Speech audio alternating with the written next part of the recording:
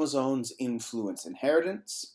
We're doing this so that we can later on understand sex linkage and linked genes, and our success criteria is being able to describe how chromosome theory developed. So between 1902 and 1904, two scientists managed to independently establish that chromosomes were in pairs through their work in meiosis. They saw that the pairs were separating and that both chromosomes had to be present in order for development to occur. What they realized was that this pairing likely contributed or was likely the source of Mendel's paired factors, which we now know are gene alleles. The two different alleles are on two different chromosomes. Both chromosomes have to be present for proper development to take place. This related chromosomal theory and genetics together for the first time. So here we see the bridge between cell division and heredity.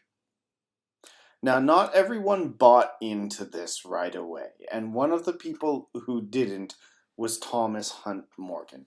And Morgan is actually one of my favorite geneticists and biologists in general because he had some very interesting ideas and a very interesting way of testing them. He was a zoologist who was very, very skeptical about chromosomal theory, about Mendelian genetics, and about Darwinism.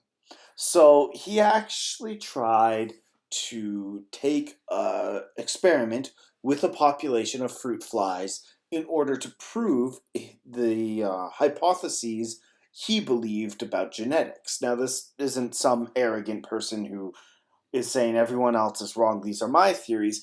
He preferred other theories besides the Mendelian, the chromosomal, and Darwin's theory of natural selection.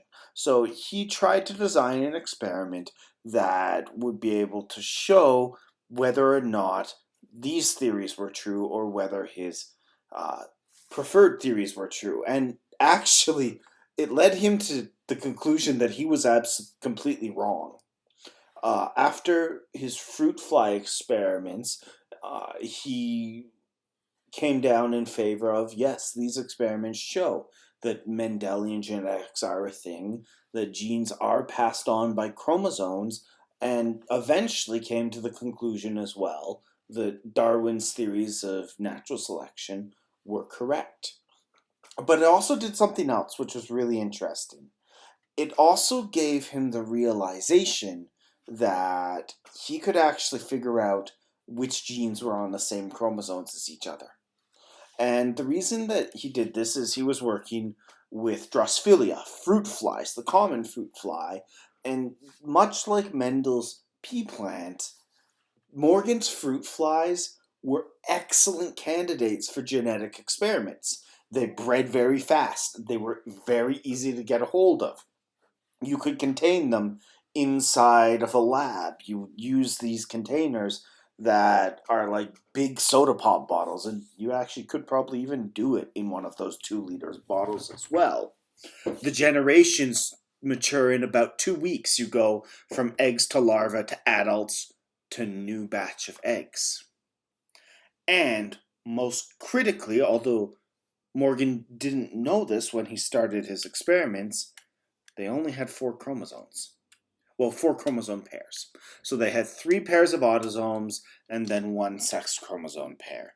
And this was really helpful for us because these sets of chromosomes made it very, very, very clear and easy to see linkage between genes. That not only were the genes on the chromosomes, but that the ones that were on the same chromosomes tended to be inherited with each other.